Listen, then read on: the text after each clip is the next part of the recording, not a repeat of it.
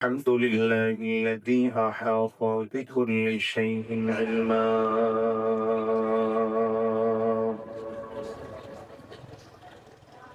وقضى بما يريد حكمة وحكما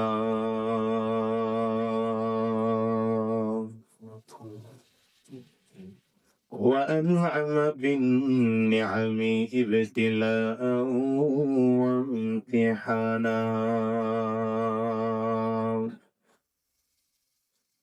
ونشهد أن لا إله إلا الله وحده لا شريك له ونشهد أن محمدا عبده ورسوله اللهم صل على محمد وعلى آله وصحبه وسلم تسليما كثيرا كثيرا أما بعد فأعوذ بالله من الشيطان الرجيم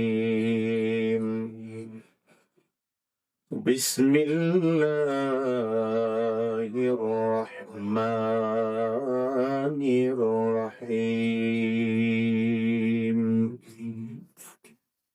اقرأ باسم ربك الذي خلق خلق الإنسان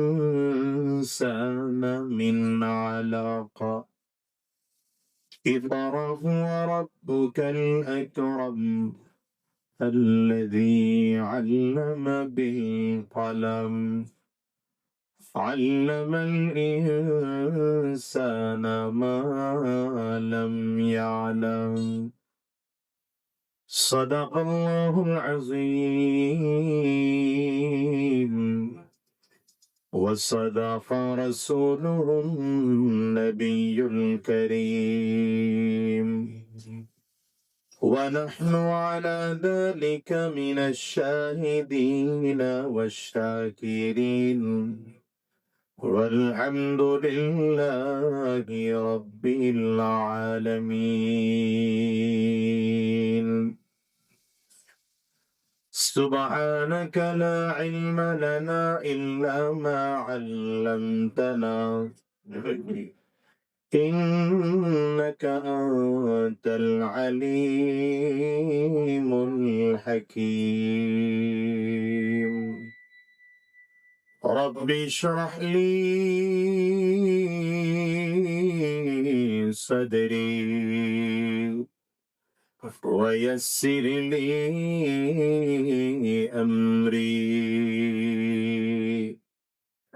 واحلل عقدة من لساني يفقه قولي لا إله إلا الله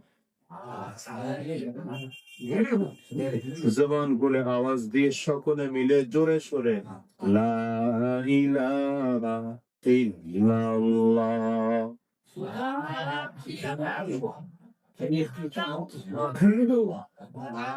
আওয়াজ হয় না আরো জোরে লা ইলাহা ইল্লাল্লাহ অহংকার ভঙ্গ করা যায়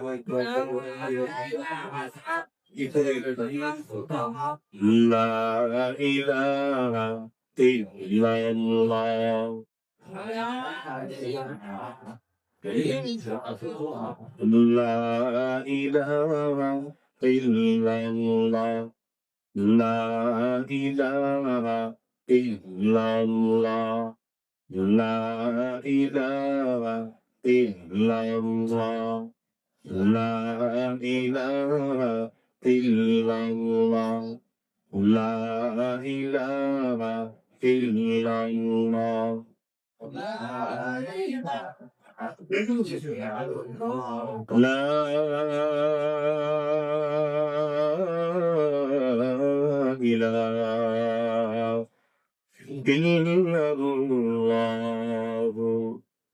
মুহাম্মাদুর রাসূলুল্লাহ।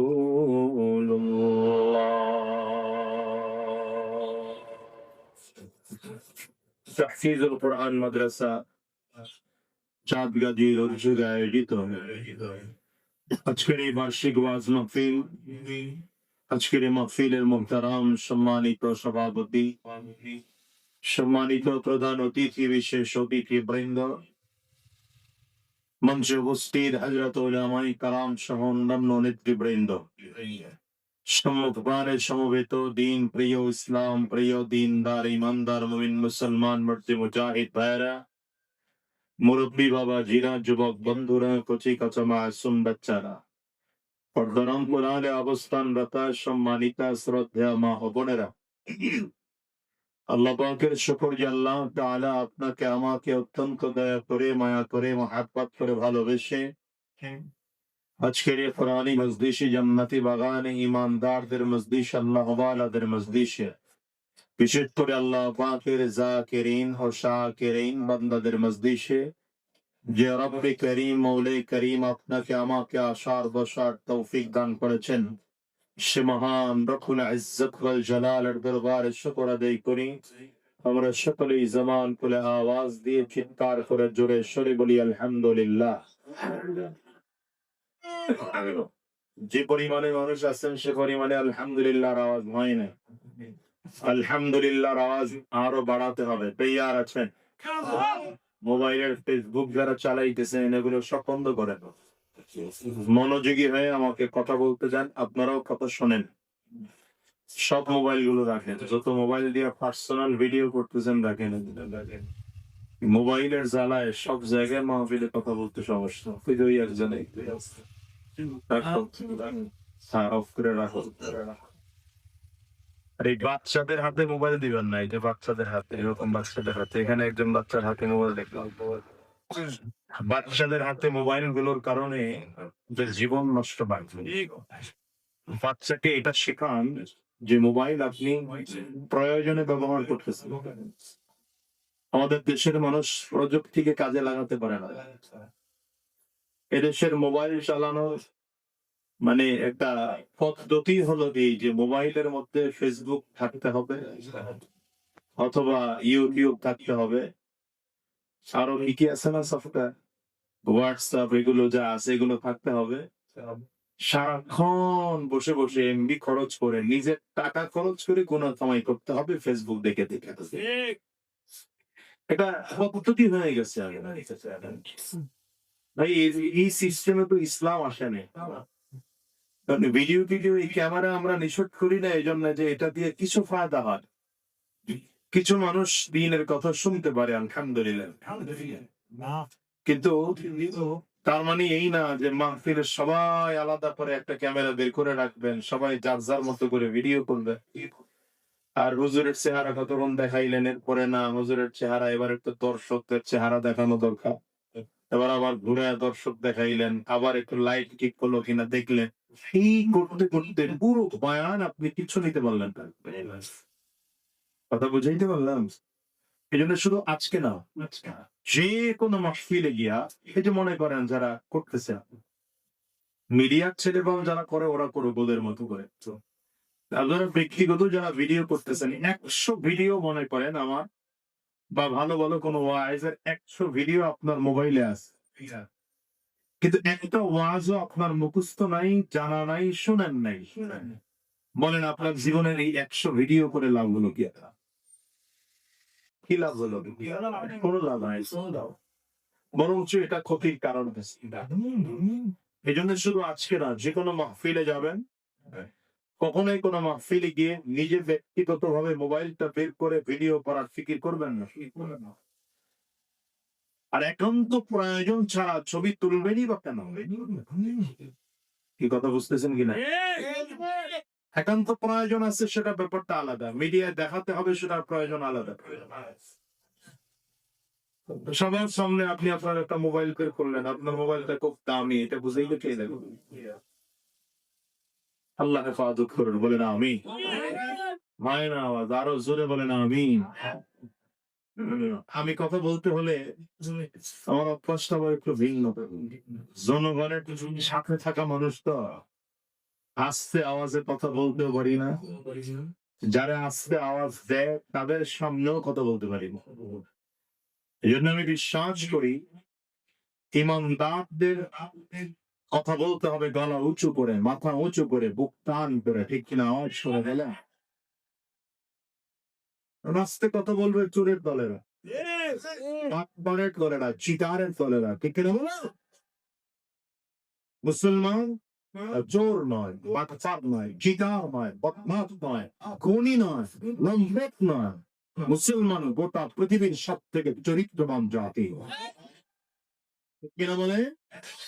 বরঞ্চ মুসলমান যদি মাথা উঁচু করে কথা বলতে শুরু করে, মুসলমান যদি বুক টান করে কথা বলতে শুরু করে, মুসলমান যদি ইমানে পাওয়ার নিয়ে তাকবীরের ধ্বনি তোলে, তো বেঈমান লেজ গুটিয়ে দেশ ছেড়ে পালাতে বাধ্য হবে।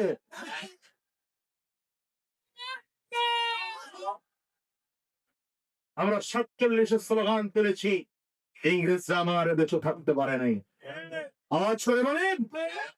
৭১-এ স্লোগান তুলেছি, পাকিস্তান সন্ত্রাস স্বৈরাচাররা এদেশে থাকতে পারে নাই। আবার ২৪-এ স্লোগান তুলেছি, ১৬ বছরের স্বৈরাচার উপরে খানা না খেয়ে পালাতে বাধ্য হয়েছে। নতুন করে যারা ইসলাম নিয়ে চক্রান্ত ষড়যন্ত্র করছে, ওই আউল ফাউল বাউল যারা আছে, যারা আমার আল্লাহকে নিয়ে কটূক্তি করে কথা বলে, ইসলামকে দিয়ে কটূক্তি করে কথা বলে, কোরআনের বিরুদ্ধে কথা বলে, মুসলমানদের আওয়াজ করলে দেশ ছেড়ে বাধ্য হবে। চিল্লায় হবে। কইরে কানে দমর এসেছে নতুন বেদর, কইরে কালে বমর এসেছে নতুন বেদর, কইরে সেই দেখি বিজয়ী ববিনে বজাহিদ, এখনো কি গাইতে হবে ঘুম বাঙানো গীত, এখনো কি গাইতে হবে ঘুম বাঙানি গীত। বলো, কইরে কালে রে কইরে অমর, বলেন না, কইরে কালে রে কইরে অমর এসেছে নতুন বদর, কইরে কালিরে কইরে অমর এসেছে নতুন বাদর, কইরে সেই দেখি বিজয়ী নবীনে বজাহিদ, এখনো কি গাইতে হবে ঘুম বাঙানি গীত, এখনো কি গাইতে হবে ঘুম বাঙানি গীত। চিদের ওই কোণে বসে পেছে বিনয়ের ইয়ার, তোর হাতে জমানায় শুধু চকমকে তলোয়ার। ইসলামের শিক্ষা হলো এটা, যখন ইসলামের জন্য প্রয়োজন হবে আমরা মাথায় পাকড়ে বাঁধতে পারি, আবার ইসলামের জন্য যখন প্রয়োজন হবে মাথার পাকড়ি কোলে কোমরেও বেঁধে নিতে পারি। ইসলামের জন্য যখন দরকার হবে আমরা দাঁত পরিষ্কার করার জন্য মিসওয়াক নিতে পারি, আবার যখন প্রয়োজন হবে মিসওয়াক রেখে দিয়ে তার মাথায় হাতে দিতে পারি। মসজিদের ওই কোণে বসে তসবিহ নয়ের ইয়ার, তোর হাতে আজ মনে শুধু চকমক তলোয়ার, ছেড়ে আজ বেরিয়ে আইরে খালিদ, এখনো কি গাইতে হবে ঘুম বাগানি গীত, এখনো কি গাইতে হবে ঘুম বাগানি গীত, কইরে খালিদ কইরে অমর, বলো, কইরে খালিদ কইরে অমর এসেছে নতুন বাদর, কইরে কালিদ কইরে অমর এসেছে নতুন বাদর, কইরে সেই দেখি বিজয়ী নবীনে মুজাহিদ, এখনো কি গাইতে হবে ঘুম বাঙানি গীত, এখনো কি গাইতে হবে ঘুম বাঙানি গীত। ইসলামের পক্ষে আছেন তো? দিনের পক্ষে আছেন তো? কোরআনের পক্ষে আছেন তো? ইনশাআল্লাহ আওয়াজ ভালো হয় না, আছেন তো? আগামীর দিনের বাংলাদেশ জুলুম মুক্ত বাংলাদেশ হবে ইনশাআল্লাহ। আগামীর দিনের বাংলাদেশ নির্যাতন মুক্ত বাংলাদেশ হবে ইনশাআল্লাহ। আগামীর দিনের বাংলাদেশ ইসলাম প্রিয় জনতাদের বাংলাদেশ হবে ইনশাআল্লাহ। বাংলাদেশ ইনসাফ ভিত্তিক বাংলাদেশ হবে। বিহার তুলেছিল বলো ঠিক না? এই জন্য বলছি দুনিয়ার সব নেতা টেতা বাদ দেন, নেতা মানতে হয় তো আমার নবীকে নেতা বানাবি। এটাকে এই যে নেতাকে আমরা ঠিক করতে পারিনি। আপনারা নেতা নেতা বানাইছেন, এমন জনপ্রিয় নেতাও নামাজ পড়ে না, কর্মীও নামাজ পড়ে না, নেতা রোজা রাখে না, কর্মীও রোজা রাখে না, নেতাও দিনের রাস্তায় চলে না, কর্মীও দিনের রাস্তায় চলে না, নেতা হারাম পর, কর্মীও হারাম পর, নেতা সুৎখর, কর্মী সুৎখর, নেতা ঘুষখোর, কর্মী ঘুষখোর, নেতা বেনামাজি, কর্মী বেনামাজি, নেতা দেশদ্রোহী, কর্মী দেশদ্রোহী, নেতা ইসলাম বিদ্বেষী, কর্মী ইসলাম বিদ্বেষী। আরে তোমার নেতা আমি তোমার নেতা যদি আমার নবী হতো, আমার নবীর মাথায় টুপি ছিল, তোমার মাথায় টুপি থাকতো। তোমার নেতা যদি আমার নবী হতো, আমার নবীর মুখে দাড়ি ছিল, তোমার মতো দাড়ি থাকতো। আমার নবী সুন্নতি পোশাক পরতেন, তোমার পোশাকটাও সুন্নতি হতো। আমার নবী এক ওয়াক্ত নামাজ ছাড়েন নাই, তুমি এক ওয়াক্ত নামাজ ছাড়তে পারতে না। আমার নবী আরাম রাস্তায় চলেন নাই, তুমি আরাম রাস্তায় চলতে পারতে না। আমার নবী গোটা জিন্দেগি জান্নাতের পথে চলেছেন, তোমার জীবনটাও জান্নাতের পথে চলতে, ঠিক কিনা বলো? বলে দুনিয়ার নেতা ঠেতা বাদ দিয়া নেতা যদি মানসি হয় তো আমার নবীকে নেতা বানায়। ওই একজন কি হয়েছিলেন সালার বন্ধ করে দেন। নেতা যদি মানসি হয় কারে বানাইতে হবে?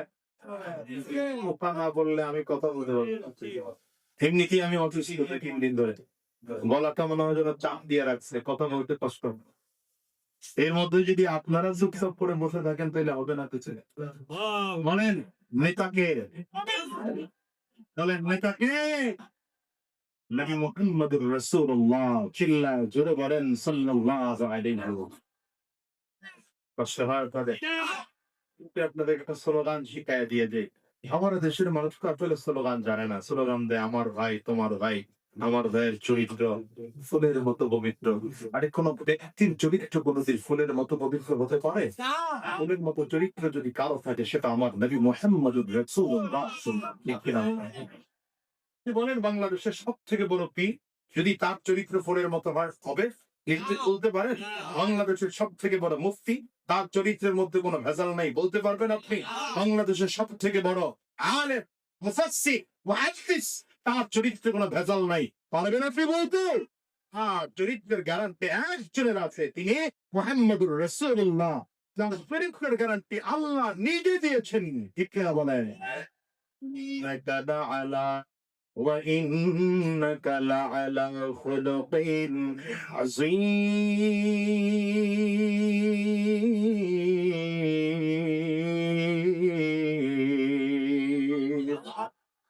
আমার নবীর চরিত্রের গ্যারান্টি কে দিয়েছেন বলেন? আঙ্গুলটা করে ছেলেরা বলেন আল্লাহ দিয়েছেন পয়গম্বর, আপনি মহান চরিত্রের অধিকারী। সুতরাং আমার নবী ছাড়া যত পৃথিবীর মানুষ আছে এদের চরিত্রের ভেজাল আছে, আমার নবীর আখলাক আর চরিত্রের সিরতের মধ্যে কোনো ভেজাল নাই, ঠিক কিনা ধরে বলেন? নবী করে আর কত কাল আমি পারবো, নবী নবী করে আর কত কাল আমি পারবো। বলেন না নবী নবী করে আর কত কাল আমি কাঁদবো, আপন নয়নে কবে জানি, আপন নয়নে কবে জানি প্রিয় নবীকে আমি দেখবো, নবী নবী করে আর কত কাল আমি কাঁদবো। সুতরাং স্লোগান যদি হতে হয় আমার নবীর কপিলে স্লোগান হবে, ঠিক কিনা বল? তোমার নেতা আমার নেতা, হ্যাঁ এটা হলো স্লোগান।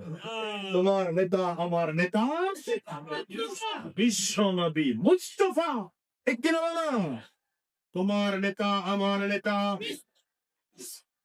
সবাই বলে না, তার মানে স্লোগান সবাই জানে না।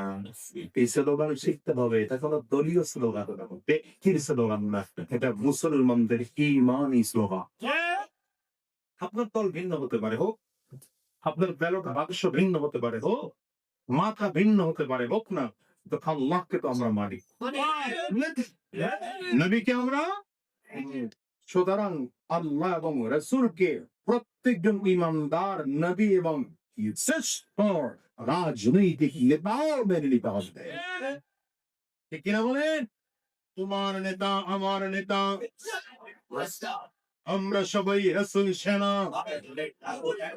তোমার নেতা আমার নেতা, আমরা সবাই রাসূল সেনা। স্লোগান দেই নাই, শিখাইলাম। স্লোগান দেবো এখন, পারবেন?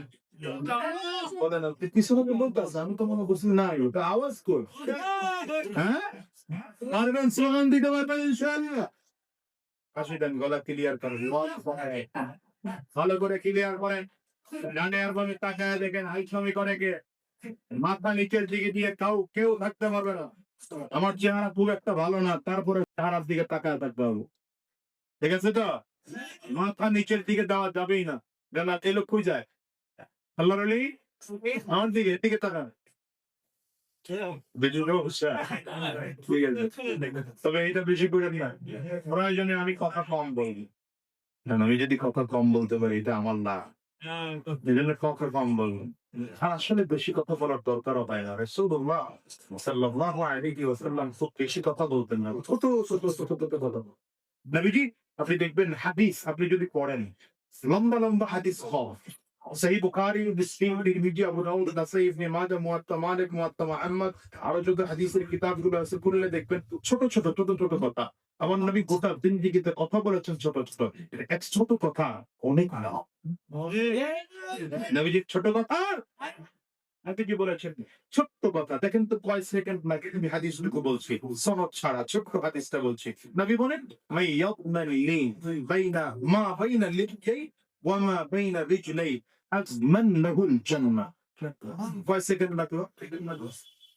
হাত ধরে থাকলো, ধারণা করে বলেন না, ঘড়ি থাকলে ঘড়ি দেখেই বলেন। 6 সেকেন্ড লাগলো, ধরে নেন যে 10 সেকেন্ড লাগলো, ধরে নেন, ঠিক না? কি কথাটা কি বলেছেন নবী? নবী বলেন, কোন পৃথিবীর কোন মানুষ যদি, এই খেয়াল করেন, নবী বলেন পৃথিবীর কোন মানুষ যদি দুইটা জিনিসের জামিনদার হয়ে যায়, নবী বলেন পৃথিবীর কোন মানুষ যদি দুটো জিনিসের জামিনদার হয়ে যায়, আমি নবী তার জান্নাতের জামিনদার হয়ে যায়। কথা হইল না, আমি শুনে মানে নিজে বিক্রি পাইলাম না। আর এসে বলেন, নবী বলেন কেউ যদি দুটো জিনিসের জামিনদার হয়ে যায়, আমি তার জান্নাতের জামিনদার হয়ে গেলাম।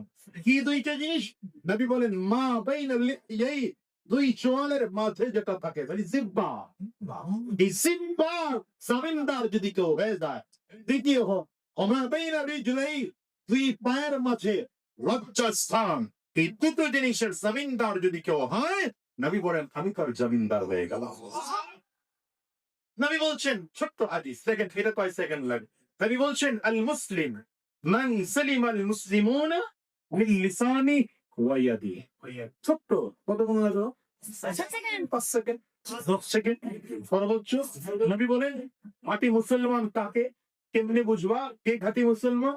যার মধ্যে দুইটা গুণ আছে, যে তার হাত এবং জবান দ্বারা আরেকজন মুসলমান ভাইকে নিরাপদ রাখতে পারে। বলবেন না সুবহানাল্লাহ? বলবেন না? সাহাবায়ে কেরামদের এক জামাত এসে নবীজিকে প্রশ্ন করলেন, পয়গম্বর, বেশিরভাগ মানুষ জান্নাতে যাবে কি গুণ থাকলে? কত প্রশ্নটা, কত কঠিন প্রশ্ন। কি কি গুণের কারণে মানুষ জান্নাতে যাবে? নবীজি একদম আমার কাছে মনে হয় 2 সেকেন্ডে জবাব দিয়েছেন, তাকওয়াল্লাহ ওয়া হুসনুল খুলুক। শেষ নবীজির কথা। সাহাবী প্রশ্ন করলেন, ইয়া রাসূলুল্লাহ, কি কি গুণ থাকলে বেশিরভাগ মানুষ জান্নাতে যাবে? বেশিরভাগ মানুষ কি কি কারণে জান্নাতে যাবে? নবীজি ছোট্ট কথা উত্তর দিয়ে দিলেন, তাকওয়াল্লাহ ওয়া হুসনুল খুলুক। তাকওয়া যদি কারো মধ্যে থাকে আর চরিত্র যদি কারো ভালো হয়, সে জান্নাতে। কি বুঝলেন? কারণ তাকওয়া ঠিক আছে, দিল ঠিক আছে, আর আখলাক ভালো, সে বলেন না এবং চরিত্র যে ভালো আছে বুঝবেন কি করে? বুঝবেন তখন যখন সুদের কারবার সামনে আছে, তো সুদ খায় না। আমি এই জন্য মাঝে মাঝে বলি, ইমাম সাহেব ঘুষ খায় না আর পুলিশ ঘুষ খায় না। বলেন তো এর মধ্যে বুজুর্গ হ্যাঁ? বলেন বলেন বলেন। আরে ভাই ইমাম তো ঘুষ পায় না, খাবে করতে হবে। ইমামরা কেউ ঘুষ খাতে না, কথা বলেন। পুলিশ 24 ঘন্টা ঘুষের মধ্যেই থাকে।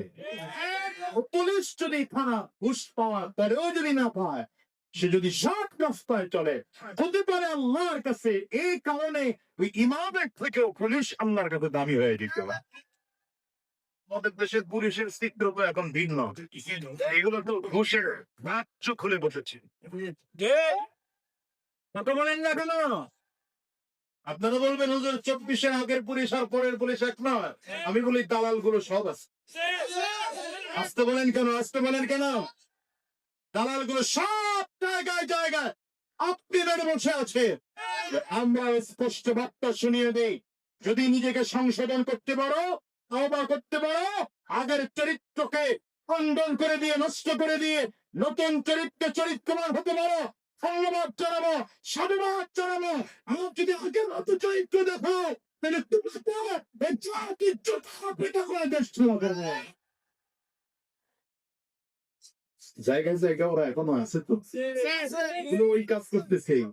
সুদের কারবার এখনো চলতেছে। আপনারা খবর রাখেন কিনা জানি না, আমাকে হুজুরদের খবর রাখতে হয় মাঝে মাঝে। কি কথা বলেন না কেন? করলেন রাগ করলেন? হ্যাঁ রে, এদেশের ঘুষের ব্যবসাতে কত মারাত্মক ব্যবসা। এটা ব্যবসাটা চমৎকার। সরকারের চাকরি বেতন 8,000 টাকা, বলেন না বেতন কত? 8,000। পুরো ইনকাম ওর ইনকাম কত? 8,000 টাকা বেতনের লোক ঢাকা শহরে ঘর ভাড়া দেয় 45 টাকা বেতন। এদেশের সরকার কোনোদিন জগৎ দেখি তার কাজ করায় দাঁড় করায় না। যদি ইসলাম মাতলো প্রত্যেকটা সুদ করার ঘুষখোর এদেশের সম্পদ টাকা চুরি করার কারণে হাত কাটা যেত হবে। আমি এই জন্য 24-এর পরে বলেছিলাম যে ছাত্রদের সাথে আমরা রক্ত দিতে তৈরি ছিলাম, প্রস্তুত ছিলাম, রাজধানীতে জীবন দেওয়ার জন্য নেমেছিলাম। বেশি কিছু বাড়া লাগবে না, বুঝলে তো আগেই বাঘ হয়েছে। এরপরে না না না আপনার ক্যাবিনেট তো আগেই পালাইছে, তো নাই মাসার। বাংলাদেশ এমন একটা দেশ, সেই দেশের চিন্তা করতে পারে কত ভালো দেশ, রাজনৈতিক নেতাদের চরিত্র কত ভালো। আমরা হুজুররা তবু বলেছি, আপনারা শোনেন নাই, বরঞ্চ আপনারা একটা বলা লাগে বলেছেন। আবার আসছি, রাস্তায় গাড়ির সামনে দাঁড়ায় বলছেন এ পর্যন্ত আসছেন ভালো, মাশাআল্লাহ, গাড়ি থেকে নাইমা কেসে দেন না, এটা জায়েজ নাই, অনুমতি নাই, গাড়ি ঘোড়ায় হাঁটা যান। এমন অভিজ্ঞতা তো একটা দুইটা না, বহু অভিজ্ঞতা না। হয়েছে। হ্যাঁ, সভাপতি রেখেছেন উনি হঠাৎ করে মাইক কেড়ে নিয়ে বলো ওয়াজ চলবে না। কোরআনের কথা বলার অনুমতি আল্লাহ দিয়েছেন। তোমার মতো সুদখোর, ঘুষখোর, মদখোর, জুয়াখোর, হারামখোর মাহফিল বাঁধে দেওয়ার সাহস রাখে না। এই জন্য বলেছি, হ্যাঁ আলেমকে বুঝে শুনে কথা বলতে হবে। এমন কোন কথা বলা যাবে না যেটা ইসলামের বিরুদ্ধে চলে যায়, কোরআনের বিরুদ্ধে চলে যায়, ঠিক কিনা বলেন? এমনকি কোন কাফির যদি থাকে তাকে সরাসরি আঘাত করে কথা বলা ইসলামে নিষেধ রয়েছে। কিন্তু তাই বলে কোন আলেমকে মাহফিলে এসে যদি 24-এর পরে এখন কেউ যদি মাহফিলে বাধা দিতে আসে, ওকে সাইজ করার দায়িত্ব প্রত্যেকজন ইমামদারদের আছে। করলেন মনে রাখবেন। সাহাবায়ে কেরাম এসে প্রশ্ন করেন, হুজুর জান্নাতে যাবে কি কি গুণ থাকলে? নবীজি বলেন দুইটা, তাকওয়াল্লাহ ওয়া হুসনুল খুলুক। সুবহানাল্লাহ। সাহাবী আবার প্রশ্ন করেন, নবীজি বলে কিন্তু থেমে গেছেন, আর কোনো বেশি কথা নাই, দুইটা গুণ, তাকওয়া থাকলে চরিত্র ভালো হলে। সাহাবী আবার প্রশ্ন করেন, হুজুর তাইলে এমন কি গুণ আছে যেই গুণের কারণে বেশিরভাগ মানুষ জান্নাতে যাবে, জাহান্নামে যাবে? এমন কি খারাপ গুণ আছে যে খারাপ গুণের কারণে বেশিরভাগ মানুষ জাহান্নামে যাবে? কথা কিন্তু নবীজির ছোট ছোট কথা শুনাইতেছে, খুব মনোযোগী হয়ে শুনেন। নবীজি আবার সুন্দর করে ছোট্ট কথা উত্তর দিলেন, আল ফামু ওয়াল ফারাজু। দুইটা, আল ফামু ওয়াল ফারাজু, দুই গুণের কারণে মানুষ বেশিরভাগ জাহান্নামে যাবে। একটা কি? জবানের কারণে, আরেক হলো লজ্জাস্থানের কারণে। এই জন্য নবীজি দুই প্রথম হাদিস শুনিয়েছিলাম, এই দুটো জিনিসের জামিনদার হও। নবী বলেন, আমি তোমার জান্নাতের জামিনদার হয়ে গেলাম। কি নবী দিয়েছেন আল্লাহ তাআলা, কি নবী দিয়েছেন আল্লাহ, যেই নবীর পক্ষে একটা কথা মুক্তা থেকেও দামি। আল্লাহু আকবার, চিৎকার করে সালাম করে বলে। নবীজির সাহাবায়ে কেরামরা তো এত মনোযোগী হয়ে কথা শুনতেন। নবীজির সামনে বসে বসে আপনি চিন্তা করতে পারেন, এই যে আমি এতক্ষণ কথা বললাম, দু চারটা হাদিসও শোনাইলাম না আপনাদের? আচ্ছা বলেন তো, আমি যে হাদিসগুলো শুনিয়েছি তত করে একজন আগে মুখস্থ ছিল না বা আগে হাদিস শুনেনি নাই, এমন যদি হয়, এমন কে আছে? এটা কি? আরে ভাই লাগবে না, রাখেন না, খাতে গেলে ডিস্টার্ব করে না, অনেক কথা বলতে দেন, পারলে একটা ফ্যান দেন। এত চারিদিকে আটকায় বাটকায় ফেলছে, আমি বুঝলাম না। আচ্ছা ঠিক আছে, থাকবো। আবার এই যে পাওয়ারে লাইট দিচ্ছেন, মাশাআল্লাহ, এই অবস্থা খারাপ হয় না এটা? তার থেকে প্যান্ডেল বড় করতেন, লোকজন আরো ব্যাপক আনার ব্যবস্থা করতেন, এটা সুন্দর। আরে আমার দিকে তাকাও, ঠিক আছে তো? তো কি বললাম? আমরা আমরা এই যে যতগুলো হাদিস বললাম, যদি আগে আমার হাদিসগুলো কেউ শুনে না থাকেন, এমন যদি কেউ এখানে থাকেন, পারবেন একজন দাঁড়ায় বলতে, যদি হাদিসগুলোর একটা বলতে পারবো? পারবেন? পারবেন? অধিকাংশই পারবেন না। যদি কেউ পারেন তাহলে বুঝে যাবে মাদ্রাসার ছাত্র অথবা কোনো আলেম। এটা একবার চিন্তা করে দেখেন তো, আমার নবী জীবনে যতগুলো কথা বলেছে, আমার নবী যেমন করে বলেছেন, যেই ভঙ্গিতে বলেছেন, যেভাবে বলেছেন, সাহাবায়ে কেরাম সেই ভঙ্গিতে, সেইভাবে, সেই ভাষায় একটা জের জবর পেশ নুকতা অক্ষরের পরিবর্তন না করে সাহাবায়ে কেরাম হুবহু পুরোটা আরেকজনকে বর্ণনা করে দিতেন। তাহলে সাহাবীরা কত মনোযোগী হয়ে কথা বলতেন। এই জন্য বলেছি, ইসলাম এমনি এমনিতে আসে নাই। এই পয়েন্টটা মাথায় রেখেন, ইসলাম এমনি এমনি আসে নাই, সিনা থেকে সিনা এসেছে, সিনা থেকে। আগে স্লোগানটা একটু শেষ করি, কারণ আপনাদের স্লোগানটা শিখাইলাম, যদি না দেই তাহলে হয় না। কাশি দিছিলেন তো? না, কাশির আওয়াজ এমন না। কাশি দিছিলেন? মুখ পাঙ্গা আছে কার কার? মুখগুলো খোলেন, খোলেন। হ্যাঁ, সবার হাত দুইটা ওঠা করে টানিয়ার ভাবে তাকিয়ে দেখেন, হাত কে তুলে নাই, ধরে হাতটা তুলে দেন। এরপরেও যদি হাত না তুলে, তাহলে মনে করবেন এই লোকটা জাতীয় অলস ফেডারেশনের প্রধান সদস্য। তোলেন, হাত তোলেন মনে করে, হাতগুলো উঁচা করে তাকবীর হবে একটা মুসলমান। রেডি? আরে আওয়াজে চলবে না। রেডি? আরো জোরে। রেডি? চলো, রেডি? নারে তাকবীর! না, গাড়ি ভাড়া পোষাইলো না, হইল না। চলে ভাই, হয় না। হেড থেকে আপনারা মিছিল আওয়াজ বেশি দেন। আমার চেয়ারম্যান ইলেকশনে এর থেকে আওয়াজ বেশি হয়েছে, আরো জোরে হবে। বিহাত চোপড়া না ডাইট নট বেট। ভিতরে কুফুর আছে, শিরক আছে, বিদআত আছে, তাকে ঈমানের প্রসাদ দিয়ে বের করতে হবে। তার কণ্ঠে যতটুকু আওয়াজ আছে, পুরোটা আওয়াজ ছেড়ে দিয়ে দুই হাত উঁচু করে নারে তাকবীর, নারে তাকবীর। তোমার নেতা আমার নেতা, তোমার নেতা আমার নেতা, আমরা সবাই রাসূল সেনা, আমরা সবাই রাসূল সেনা। নারে তাকবীর, কোরআন সুন্নাহর আলো, কোরআন সুন্নাহ যেখানে, আলেম ওলামা যেখানে, দিয়েছি তো রক্ত, দিয়েছি তো রক্ত। প্রিয় ভাইরা,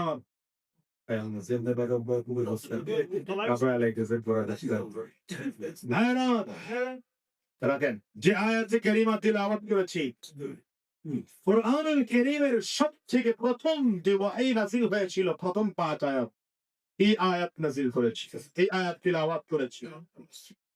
পাঁচটা আয়াত বলেন, আমার সাথে বলেন সবাইকে, বিসমি রাব্বিকাল্লাযী খালাক, খালাকাল ইনসানা মিন আলাক, اقرأ وربك الأكرم الذي علم بالقلم علم الإنسان ما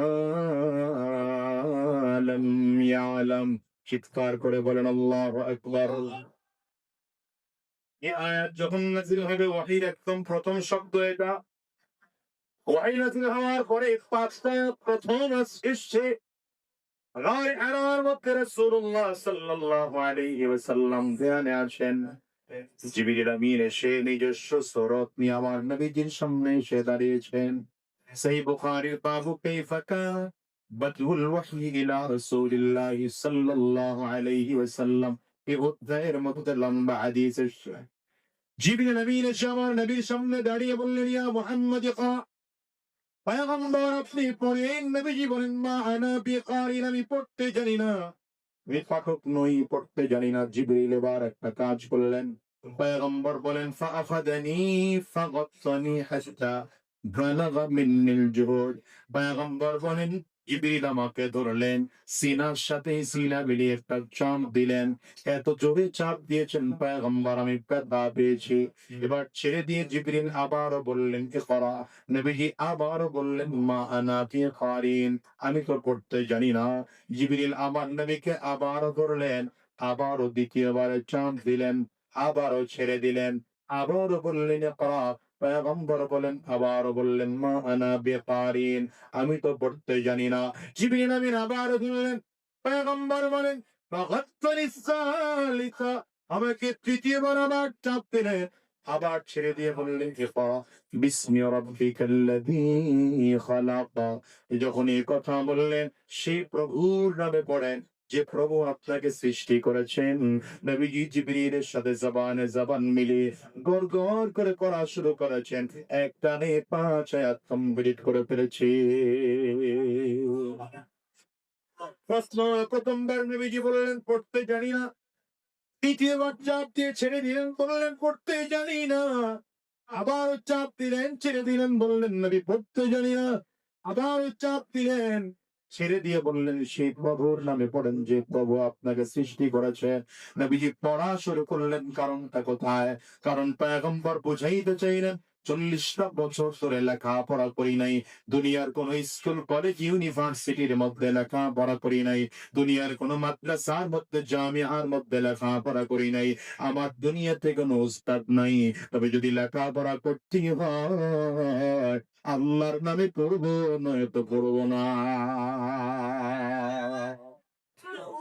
এই কথা বলে আমার নবী গোটা পৃথিবীর মানুষকে বোঝাতে চাইলেন যে পড়াতে আল্লাহর নাম আছে সেটা পড়া, যে পড়াতে আল্লাহ পাকের নাম নাই সেটা পড়ালেখা।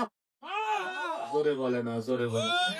এই পড়াতে আল্লাহর নাম আছে সেটা পড়া, যেটাতে আল্লাহর নাম নাই সেটা পড়া না। কারণ দুনিয়ার যত শিক্ষা আছে, সেই শিক্ষা গ্রহণ করে মানুষের মতো মানুষ হওয়া যায় না। মানুষের মতো মানুষ যদি হতে হয়, তাইলে আল্লাহর কালামের তিলাওয়াত শিখতে হয়, আসমানি জ্ঞান অর্জন করতে হয়, তাওহীদ ও রিসালাতের জ্ঞান অর্জন করতে হয়, কোরআন ও সুন্নাহর জ্ঞান অর্জন করতে হয়। এছাড়া মানুষ হওয়া যায় না। বলেন, এছাড়া মানুষ হওয়া যায় না। এটা ১ নম্বর শিক্ষা। দ্বিতীয় নম্বর শিক্ষা, জিবরিল এসে আমার নবীর সামনে, যে আব্বা জানে কি ঘুমায়, আব্বা ঘুমান যাবো না, আমার দিকে তাকায় ঘুমাইলো, আমার দিকে তাকায় ঘুমাইবো। ঠিক আছে তো? জিবরিল আমিন এসে আমার নবীর সামনে দাঁড়িয়ে বললেন করাও। নবীজি কি বললেন? নবীজি কি বললেন? নবীজি কি বললেন? আমি পড়তে জানি না, পড়তে পারি না, পাঠক নেই। জিবরিল বললেন পড়েন, নবীজি বললেন পড়তে জানি না। হাদিস থেকে আমরা জানলাম জিবরিল আমার নবীকে শিখাইয়াও দিলেন না। উচিত তো ছিল আমার নবী যখন বললেন পড়তে জানি না, তখন জিবরিল আমার নবীকে শিখাইয়া দিবেন। কিন্তু জিবরিল আমার নবীকে না শেখায়া সিনার সাথে সিনা মিলিয়ে একটা চাপ দিয়ে ছেড়ে দিয়ে আবারও বললেন পড়েন। আমি যদি আপনাদেরকে কোনো একটা বিষয় প্রশ্ন করি, আপনারা যদি জবাব না জানেন, তাহলে আমার উচিত হলো আপনাকে শিখিয়ে দেওয়া। জিবরিল আমিন এসে আমার নবীকে যখন বললেন পয়গম্বর আপনি পড়েন, আমার নবী যখনই বললেন পড়তে জানি না, জিবরিলের উচিত ছিল আমার নবীকে শিখিয়ে দেওয়া। কিন্তু নবীজিকে না শিখাইয়া পয়গম্বরের সিনার সাথে সিনা মিলিয়ে চাপ দিয়ে কি বুঝাইলেন? বুঝাতে চাইলেন দুনিয়ার যত শিক্ষা আছে, এই শিক্ষা নরমাল চাইলে গ্রহণ করা যায়, বই পড়ে পড়ে অর্জন করা যায়, ইন্টারনেট টিপে টিপে অর্জন করা যায়, ফেসবুক চালায় অর্জন করা যায়, গুগলে সার্চ দিয়ে দিয়ে অর্জন করা যায়। কিন্তু দ্বীনি শিক্ষা যদি গ্রহণ করতে হয়, তাইলে উস্তাদের সামনে বসে উস্তাদের ছাত্রের সিনাটা আল্লাহমুখী করে দিন শিখতে হয়। এই জন্য এখন ইন্টারনেট দিয়ে দিন শেখা যায় না। শুরুতে যে কারণে মোবাইল নিয়ে এই কারণে ইন্টারনেট দিয়ে দিন শেখা যায় না। দিন শিখতে হয় তো আলেমদের কাছে যাও, দিন শিখতে হয় তো মাদ্রাসায় যাও। মাদ্রাসায় যাওয়ার যদি বয়স না থাকে, বলে বয়স বেড়ে গিয়েছে, তাইলে দিন শিখতে হলে জামাতে তাবলীগে চলে যাও। যাওয়ার সময় বের করতে পারো না, তো হাক্কানি উলামায়ে কেরামদের কাছে যাও। তাও পারো না, মসজিদে জুমার দিন ইমামের বয়ান শুনতে যাও। আমাদের দেশের এখন ইমামরা মুসল্লিদের উদ্দেশ্যে বয়ান করে না, মুসল্লিরাও কিছু শিখার জন্য মসজিদে জুমার দিনে যায় না। সভাপতি সাহেব যায় নিজের ক্ষমতার ফলন করার জন্য, সেক্রেটারি সাহেব যায় ইমাম সাহেব ঠিকঠাক মতন নামাজ পড়ে কিনা এটা দেখার জন্য, আর হুজুররাও চিন্তা করে সুদের বিরুদ্ধে কথা বলা যাবে না, তাইলে সভাপতি সাহেব রাগ করবেন। ঘুষের বিরুদ্ধে কথা বলা যাবে না, তাইলে সেক্রেটারি সাহেব রাগ করবেন। চাঁদাবাজদের বিরুদ্ধে কথা বলা যাবে না, তাইলে অমুক ক্যাশিয়ার সাহেব রাগ করবেন। না না, ইমামের উচিত হলো সত্য কথা বলবে, ইসলামের কথা বলবে, জাতিরে গঠন করবে। জোরে বলো ঠিক কিনা? যদি তুমি মাদ্রাসায় ভর্তি হতে না পারো, জামাতে তাবলীগের হাত জামাতে যদি যাইতে না পারো, হাক্কানীদের মাশায়েখদের কাছে যাইতে না পারো, জামাতের বয়ান যদি শুনতে না পারো, তাহলে এমন ওয়াজ মাহফিল গুলোতে আসো, মাঝে মাঝে তাফসীর মাহফিল গুলোতে আসো, দিনের কান লাগায় বসো, আলেমদের কাছ থেকে দিন শিখে শিখে শিখে নিজের জীবনটাকে পরিবর্তন করো। আর নিজের জীবনের নিজের ধিক্কার জানাও, জীবনটারে কি করলাম। 70 বছর পর্যন্ত নিজের জীবনটাকে খারাপ রাস্তায় কাটাইলাম, 80 বছর পর্যন্ত নিজের জীবনটাকে জাহান্নামী পথে কাটাইলাম।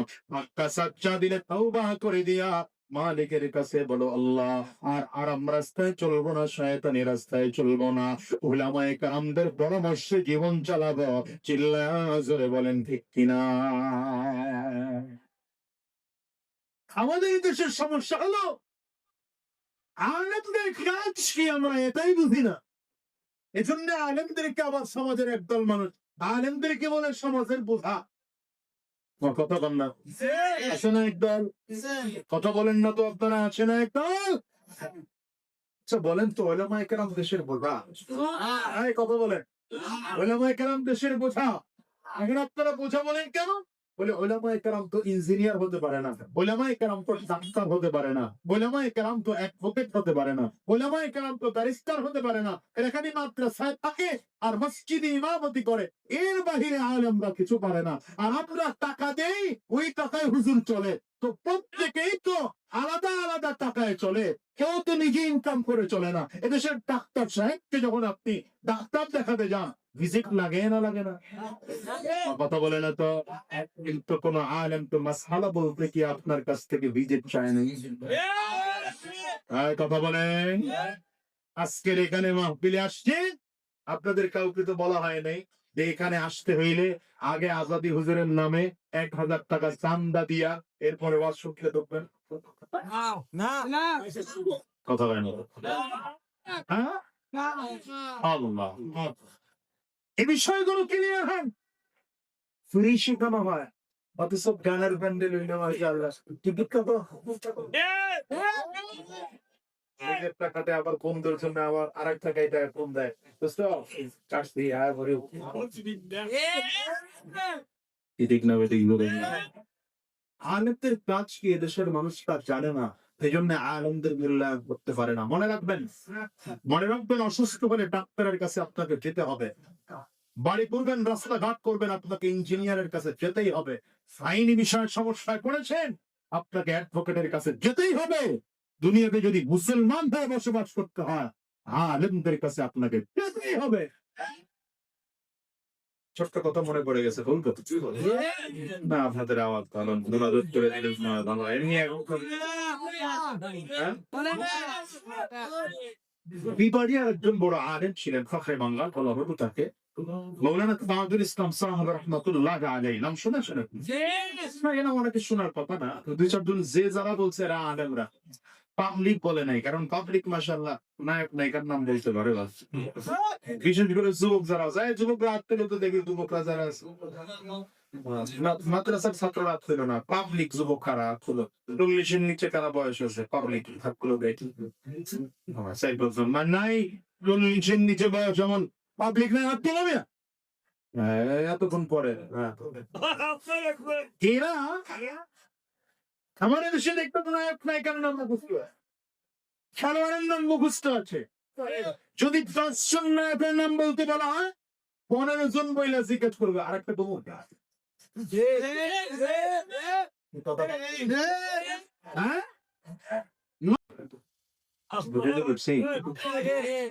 আর চেহারা দেখলে বুঝি তোমার সঙ্গে, চেহারা দেখলে বুঝি যে কথা শোনার মতো লোক আছে কিনা। যেহেতু শোনার মতো লোক আছে মনে হইতেছে, এই জন্য কথা বলতেছে। বিরক্তির ছাপ দেখি মোনাজাতের অনুমতি আগে নিয়ে দিচ্ছেন, টেনশন নাই, কথা বুঝছেন? আপনাদেরকে যত আগে ছাপতে পারবো তত আমার লাভ, কারণ আমি রাতে চলে যেতে হবে কক্সবাজার, আগামীকাল রাত জোহরে ওখানে বয়ান করতে হবে। এই জন্য সময় আমার কাছেও খাটো। আপনারা তো মনে করেন বুঝতে খালি ঘুরে আর খাসকে 8 টাকা লয়। কি বললাম তো? ফখরে বাংলা মৌলানা তাজুল ইসলাম সাহেব রহমাতুল্লাহ আলাইহি একবার আগেকার যুগে পাকিস্তান আমলে বিবাড়িয়া থেকে রেল স্টেশন থেকে ট্রেনে উঠছেন কোন মাহফিলে যাওয়ার জন্য বা কোন প্রোগ্রামে যাবে। পাকিস্তানে কিছু আর্মি মিলিটারিরা হুজুরকে দেখলো। দেখবেন আমাদের দেশের একটা লোক আছে, হুজুর দেখলে হুজুর কানে শুরু আছে, কথা বলেন। কোচা দিয়ে কথা না বলতে পারলে তার ভালো লাগে না, এমন কিছু লোক আছে না? ওই পুলিশ সেখানে বসে বলতেছে, আরে হুজুররা এই দেশটাকে নষ্ট করে ফেলাইলো, এই দেশটা ধ্বংস করে ফেলাইলো, এই করলো সেই করলো, হুজুর এই দেশটা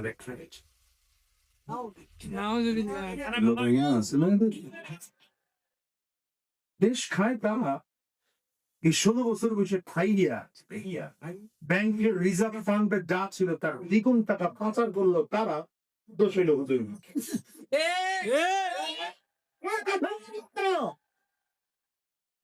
চুরি করে খাও তোমরা, আম চুরি করে খাও তোমরা, বিজলি কাপ চুরি করে খাও তোমরা, বয়স্ক ভাতা, বিধবা ভাতা, গর্ভকালীন ভাতা, মাতৃকালীন ভাতা সব তোমরা নিজেরা খেতে করলো। বলেন না কোন এক জায়গা দিয়া যে আধা কিলোমিটার এলাকার মাটি হুজুররা খায় শেষ করে আরে এই দেশের রাজনৈতিক নেতারা তো মাটিও খায় বল। এখানে গেলাম এক লোক এসে আমাকে এলাকার মেম্বারে 4টা বাথরুম খাইলে বাথরুম খাইছে পানা হচ্ছে 4 পিস মানে সাদা দিয়ে খায় নাই। 4 পিস খেয়েছে তাহলে কেমনে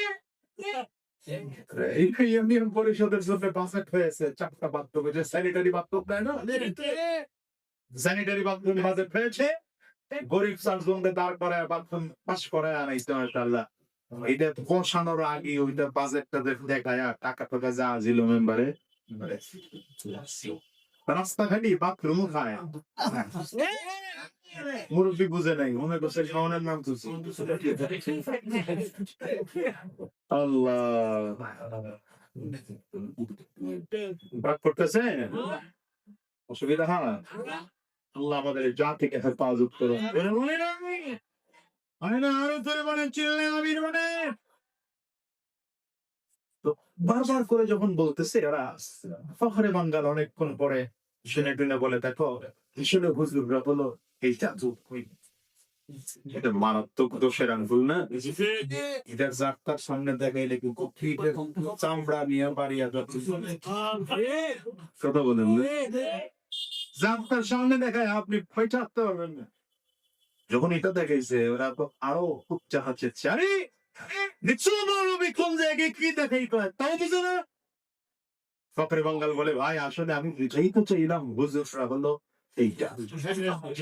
আরে প্রথম বাক্য দেখাইছে একটা, এখন দেখায় দুইটা। সব তো আর এক প্ল্যানেট থাকে না, একজন দেখলে আসলে হুজুর কি বুঝাইতে চাই একটু পরিপ্রচলিত হুজুর কি বলতে চান বলেন। তো হুজুর বলে দেখো হাতের মধ্যে 5টা আঙ্গুল, 5 আঙ্গুলের মধ্যে মনে করেন এই আঙ্গুলটা নাই, হাতের কাজ চলবে না চলবে না?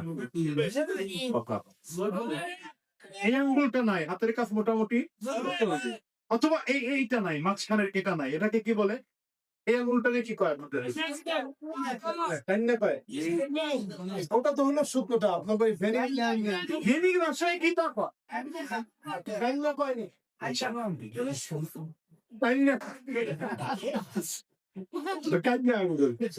এটা নাই মনে করেন, হাতের কাজ বাকি 4টা আছে, হাতের কাজ চলবে না চলবে না? এরপরের আঙ্গুলটাকে কি বলে? হ্যাঁ, এটার নাম আপনারা জানেন না, শুধু বাদ দেন, এটার নাম বলার টাইপ নেই। এটা নাই মনে করেন বাকি 4টা আছে, হাতের কাজ মোটামুটি চলবে, কথা পায় না মানুষ। অথবা এই আঙ্গুলটা নাই, বাকি 4টা আছে, হাতের কাজ মোটামুটি চলবে, অথবা এই আঙ্গুলটা নাই, এটা কি বলে? শাহাদাত। এটা নেই মনে করেন, তারপরে হাতের কাজ মোটামুটি দুরামি নাই।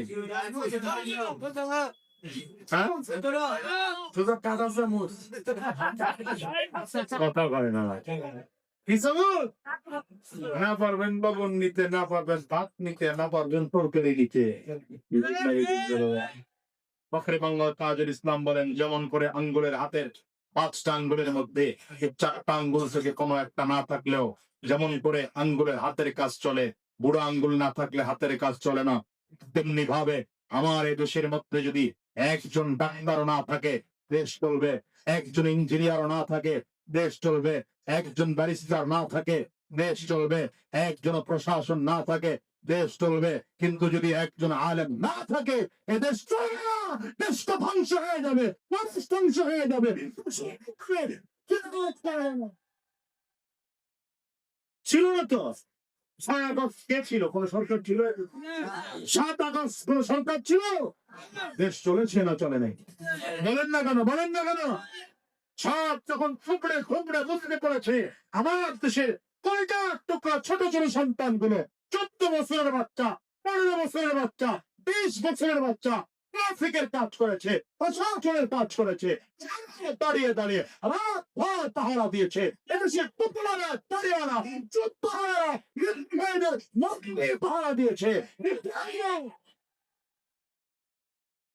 আমি হিন্দু ভাইদেরকে বলবো, যদি আমার মাইকের আওয়াজ আপনাদের কানে গিয়ে থাকে, আপনারা স্বৈরাচারদের কাছে নিরাপদ নয়, ইসলামের কাছে আপনারা নিরাপদ। স্বৈরাচারদের কাছে নিরাপদ নয়, চুপদারদের কাছে আপনারা নিরাপদ। সুতরাং কোনোভাবেই হোক, যেভাবেই হোক, টেনে টুনে স্বৈরাচারের দালালি করতে যাবেন না, আবার তারে তাই না এই গভীর জঙ্গলে ঢোকায়েন না, সেও বাঁচবে না, আপনারাও বাঁচতে পারবেন না। আর যদি এবার থাকেন মুসলমানদের পক্ষে, ইসলামের পক্ষে, কোরআনের পক্ষে, কোরআন শিক্ষা দিচ্ছে ভিন্ন ধর্মের মানুষরাও যেন নিরাপদ থাকে, আপনারাও নিরাপদ থাকবেন ইনশাআল্লাহ। বুঝতে বলেন কেন? জোরে বলেন, আরো জোরে বলেন। কষ্ট হয়ে বুঝি আপনাদের। সুতরাং আগামীর দিনের বাংলাদেশ ইসলামের বাংলাদেশ, আগামীর দিনের বাংলাদেশ ইসলামের বাংলাদেশ, আগামীর বাংলাদেশ কোরআনের বাংলাদেশ, আগামীর বাংলাদেশ মানবতার বাংলাদেশ, আগামীর বাংলাদেশ ইনসাফের বাংলাদেশ। যদি ইনসাফের বাংলাদেশ দিতে হবে, যদি চিন্তা দিতে হবে,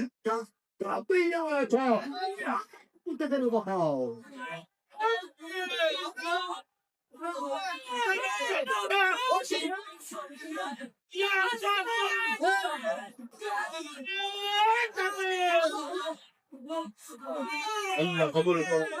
করে জোরে আওয়াজ করে বলেন আমিন। হয় না আমিনের আওয়াজ কিন্তু হয় না, আর জোরে বলেন আমিন। তাহলে বলছিলাম, যদি সত্যিকার মানুষ হতে হয়, আসমানের শিক্ষা লাগবে, তাওহীদের শিক্ষা লাগবে, রিসালাতের শিক্ষা লাগবে, তথা কোরআনের শিক্ষা লাগবে।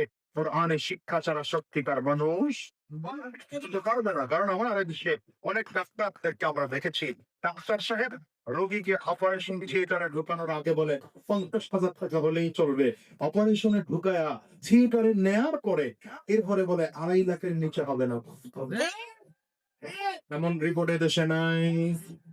ডাক্তার সাহেবের কাজটা করলো কেন? করার কারণ হলো তার মধ্যে চিকিৎসা সম্পর্কে জ্ঞান আছে, নীতি আর নৈতিকতার জ্ঞান, আসমানি জ্ঞান তার মধ্যে নাই। ঠিক না বেটে? আমরা বহু দেখেছি ইঞ্জিনিয়ার সাহেব এদেশে রডের পরিবর্তে আমার থেকে আপনারাই ভালো জানেন, রডের পরিবর্তে ফাঁস দিয়েছে। কেন?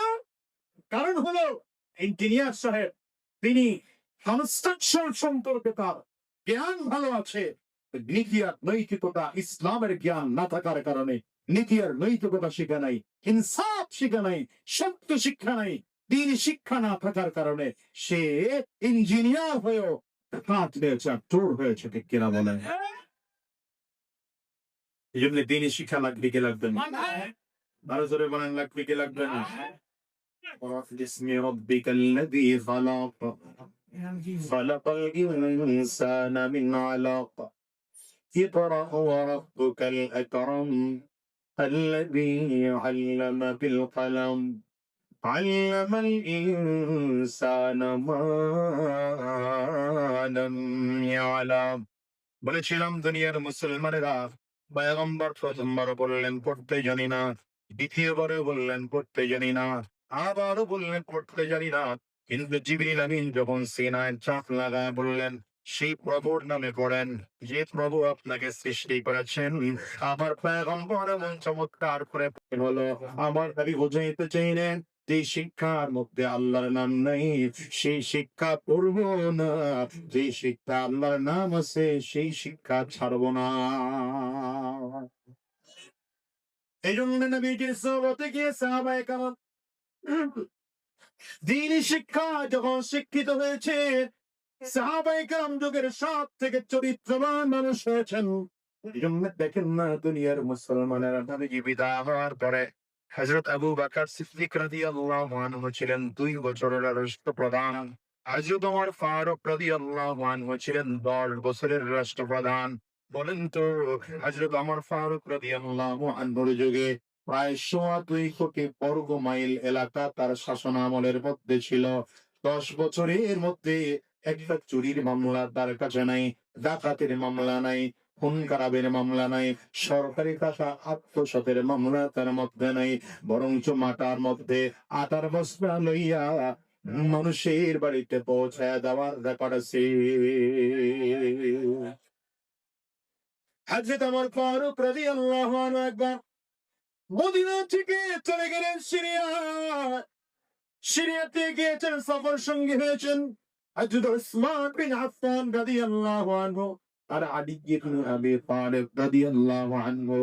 দুজনকে রাতের অন্ধকারে রেখে হযরত ওমর রাদিয়াল্লাহু আনহুর একটা চমৎকার আমল ছিল। এই ছেলে, এই তুই কোন দিক তাকাও, এদিকে তাকাও, ঘুরো, ভালো করে বলো। হ্যাঁ, তোমার এগুতে হযরত ওমর রাদিয়াল্লাহু আনহু রাতের অন্ধকারে ঘুরে ঘুরে ঘুরে ঘুরে মানুষদের খবর নিতেন। কারণ এটা আমার নবীর অভ্যাস ছিল। আজকে যারা নেতা হতে চাও তাদেরকে বলে যাই, যদি নেতা হতে হয় গাছে গাছে জইল না মিয়া। আমাদের দেশের নেতারা গাছে জইলা নেতা হয়, গাছে জইল না। মানুষকে রাতে রাতে অন্ধকারে গিয়া, যেই মানুষটা কষ্টের মধ্যে আছে, ঘরে বাজারে নাই, পারলে 1,000 টাকার একটা নোট রাতের অন্ধকারে দিয়ে আসো। ভোটের আগের দিন না, এভাবে তাকে এখন তো আমাদের দেশে ভোটের আগের দিনে 1,000 টাকার নোটটা। কিন্তু না না বাবা, আল্লাহ তোমাকে যদি সম্পদশালী বানিয়ে রাখেন, তাইলে 1,000 টাকার নোট থাকে আগে নিয়ে একজন মুরব্বীর হাতে দাও বাবা, নিঃস্বার্থে আপনাকে দান করে গেলাম। আপনি বাজার করতে পারেন না, কষ্ট হয় আপনার, 1,000 টাকা দিয়ে আপনি বাজার করেন। খবর নাও কোন মানুষের ঘরে চাউল নেই, তোমার টাকা দিয়ে পারলে 5 কেজি চাউল কিনে তার ঘরে দিয়ে আসো। খবর নাও কার ঘরে খাবার নাই, ওই মানুষটাকে 50 টাকা 100 টাকা পারলে দিয়ে আসো। রাতের অন্ধকারে তোমার ঘর থেকে একটু তরকারি নিয়ে তাকে দিয়ে আসো। আল্লাহর কসম করে বলে গেলাম, গাছে জ্বলতে হবে না, মানুষের কলিজায় জ্বলো, নেতা অটোমেটিক আল্লাহ বানায় দিবে। কিন্তু দেশের নেতারা লক্ষ লক্ষ কোটি কোটি টাকা নির্বাচনে খরচ করে রে ভাই, নির্বাচন গেলে পরে জনগণের আর ধারে কাছে আসে না।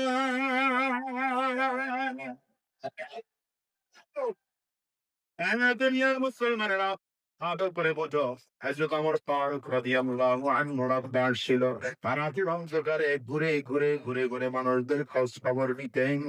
এক রাতে ওই যে সিরিয়ায় গিয়া রাতের খোঁজ খবর নেওয়ার জন্য রাস্তার মধ্যে চলতেছে, হঠাৎ করে তাকিয়ে দেখেন রাস্তার পাশে একটা ঘর দেখা যায়।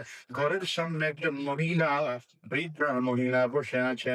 হালকা হালকা আলো, আলোর নিচে, চাঁদের আলোর নিচে বসে আছে। চেহারাটার মধ্যে একটা পেরেশানের ছাপ আছে। অত্যন্ত বয়স্ক একজন মহিলা। হযরত ওমর রাদিয়াল্লাহু আনহু মহিলার সামনে গিয়ে দাঁড়া সালাম দিলেন, আসসালামু আলাইকুম ওয়া রাহমাতুল্লাহ। মহিলা জবাব দিল, ওয়া আলাইকুম আসসালাম ওয়া রাহমাতুল্লাহ। হযরত ওমর জিজ্ঞাসা করলেন, মাগো কেমন আছেন গো আপনি, বলেন না। মহিলা জবাব দেয়, রে বেটা, কেমন আর থাকবো, যেই দেশের সার্বভৌম সেই দেশে কি আর ভালো থাকা যায় নাকি? কেমন কথা বলছে, কেমন কথা বলছে। এরকম কথা যদি আমাদের দেশের কেউ কইতো, হ্যাঁ, মনে করেন ওই আমলে যদি কেউ কইতো, যেই দেশের শাসক হেইডি,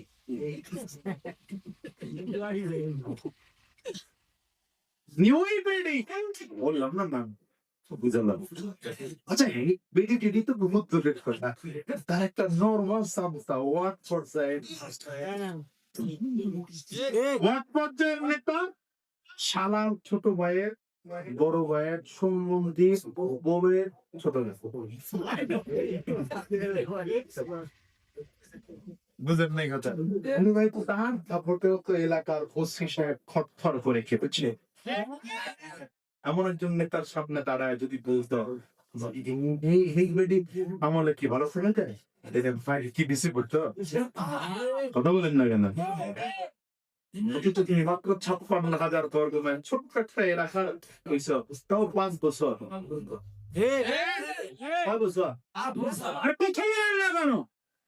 জনগণ তো প্রথম 5 বছরই দিছিল, ক্ষমতার মজা পাইয়া সব পার মতো করে সেভ করে পায়। এবার আর জনগণ লাগবে থাকবে না। আমার কিছু কর্মী আছে না মাশাআল্লাহ, এরা জনগণের ভোট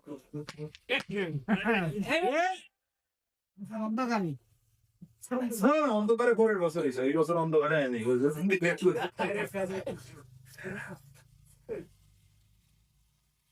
বৃদ্ধ চাচা মনে গেছে 5 বছর আগে, তার ভোটে এদেশে দেওয়া। চাষি ভোট কেন্দ্রের বারান্দায় বারান্দায় যারা করতেছেন শেষ করে দিলাম। চাষি ভোট কেন্দ্রের বারান্দায় বারান্দায় ঘুরে তুমি গিয়া যুবক দাঁড়ায় বলে চাপি এই তোরে গিয়া লাভ নাই, বোর্ড আপনার টাকা হয়ে গেল গা। আরে আমি আইলাম মাত্র বোর্ডে খালি আপনার টাকা চাপারটা হয়ে গেছে গা। চাকরি বারান্দায় দাঁড়ায় দাঁড়ায় কান্না করে, এই বেটা চাচাই যে আইসা ভোট দিয়া আবার খবরে গেল গা। মনে জমাইলি না 5 বছর আগে স্বামীটাই বললো, জানলে তো স্বামীটার সাথে একটু দেখা হইতো। এদেশের তামসা কম চলছে মিয়া, তামসা কম চলছে। এরপরে 5 বছর বেগে না দিনের বেলা ভোট দেওয়া যায় না। তাহাজ্জুদের সময়ে মানুষ আল্লাহর আদালতে দাঁড়ায়, আর এর আগে তাহাজ্জুদের সময়ে চুরি করার জন্য দাঁড়িয়েছে। আমার মঞ্চের না ভোট চুরি করার জন্য দাঁড়িয়েছে, দিনের বেলায় মাশাআল্লাহ ঘোষণা দিয়ে দিছে হয়ে গেছে। এদিকের খোঁজ খবর কিছুই নাই মাশাআল্লাহ। এরপরের চোখি সেই হিসাবে এখন ক্ষমতা পুরোটাই আমার হাতে। ডিসিও আমাদের, ওসিও আমাদের, অমুক আমাদের, তমুক আমাদের। কারো ভোট টোট কিছুই লাগবে না, কোনো কল টল লাগবে না, বললে যাক না। ডিসি সাহেবরা খালি ঘোষণা করে দিবে অমুক সাহেব পাস, অমুক সাহেব পাস, অমুক সাহেব পাস। আল্লাহ বলে পাস কর। ফেরাউন এমন নাচার নেচেছিল, পরবর্তীতে অল্প দিন পরে দুপুরের খানা না খাই আছে, পালাইতে হবে, ওটার জন্য রেডি হয়। ফেরাউনের কথা মনে পড়লো, এখন তো 20 মিনিট আরো বাড়ছে। হ্যাঁ বলবো, ফেরাউনের কথা মনে করলে আমার মনে পড়ে যায় এই লেডি ফেরাউনের কথা মনে পড়ে, 24-এর লেডি ফেরাউনের কথা বলবো আপনাদের। হ্যাঁ ফেরাউনের সঙ্গে কিছু কিছু মিল আছে, আমি যদি মিলে দিয়ে যাই আমার যাওয়ার সময় রাস্তা আটকে যাবো। আল্লাহ জাতিরে হেফাজত করো। ফেরাউন এমন করেছিল, নীল দরিয়ার পানি শুকিয়ে গেল, আল্লাহর কাছে কান্না করে ফেরাউন পানি এনেছে। এই ইতিহাস জানেন তো আপনারা? নীল দরিয়ার যখন পানি শুকায় গেল, জানেন না এটা? লোকজন এসে ডাক দিয়েছে, ফেরাউন গো আগামীকালকের মধ্যে যদি পানির ব্যবস্থা করে দেন আমরা তো আপনারে কথা বলে মানি। ফেরাউনকে যাও চলে যাও, আগামীকালকের মধ্যে পানি আসবে। ওর বাপদাদার 14 গোষ্ঠীর ক্ষমতা আছে পানি দেওয়া। লোকজন দ্বিতীয় দিন আবার আসছে, খোদা পানি কই আজকে আপনি বললেন পানি দেবেন না, দ্বিতীয় দিনে বলে আগামীকাল আইস। লোকজন আবার আসছে পরের দিন, ওই পানি বলে আগামীকাল আইস। শক্ত নিজের দলের থাকে না, একজন দাঁড়ায় বলে খোদা আগামীকাল করে করে করে করে 3 দিন ঘোরাইলেন, আগামীকালকের মধ্যে যদি পানির ব্যবস্থা না হয় খোদাগিরির 12টা বাজে এলাম। ফেরাউন ভয় পেয়ে গেল, আগামীকালকের মধ্যে যদি পানির ব্যবস্থা না হয় আমার খোদাগিরি টিকবে না। রাতের অন্ধকারে একা একা রওনা হয়েছেন, পুলিশ নাই, আর্মি নাই, র্যাব নাই, বিডিআর নাই, বিমান বাহিনী, কামান বাহিনী, 5 স্তর বিশিষ্ট কোন লোক তাদের সাথে নেই। একা একা ফেরাউন রওনা করেছে, পাহাড়ের চূড়ায় উঠে গর্তের মধ্যে ঢুকে নিজের পা নিজে উপরের দিকে বান দিয়েছে কিতাবে লেখে, নিজের পা নিজে উপরের দিকে বান দিয়া নিজের নিজে শাস্তি দিয়ে পাতা নিচের দিকে দিয়ে আল্লাহকে ডাক দিয়েছে, মালিক আমি ভালো করে চলে পানি দেওয়ার মালিক আমি না, পানি দেওয়ার মালিক তুমি। আগামীকালকের মধ্যে যদি নীল দরিয়ার মধ্যে পানির ব্যবস্থা না হয় আমার খোদাগিরি তো টিকবেই না, আমি নিজেই বাঁচবো না গো আল্লাহ। যেমন করে হোক আগামী কালকের মধ্যে পানির ব্যবস্থা তুমি করো, আমার দুনিয়াটা খোদাগিরি টিকা রাখো, আখেরাতে আমি কিছুই চাই না। আরাপ করেন আনা ইনদা যান্নি আবদি বি, হাদিসে কুদসির মধ্যে এসেছে বান্দা যেমন আমার সম্পর্কে ধারণা করে আমিও তার সাথে তেমন আচরণ করি। লম্বা সময় গরম দোয়া করেছে, সূর্য ওঠার পরে ফেরাউন গর্তের থেকে বের হবে, হঠাৎ করে তাকায় দেখে পাহাড়ের চূড়ার মুখের সামনে একজন দাঁড়ায় আছে, যুবক, সুঠাম দেহের যুবক দেখা যায়। দেখলে মনে হয় যুবকটা অনেক শক্তিশালী, যুবক ভালো শক্তি রাখে। যুবক দাঁড়ায় বলে, খোদা গো, আপনার গোটা মিশর শহর খুঁজলাম, কোথাও খুঁজে পাইলাম না। খুঁজে খুঁজে খুঁজে আজকে এখানে আপনার কাছে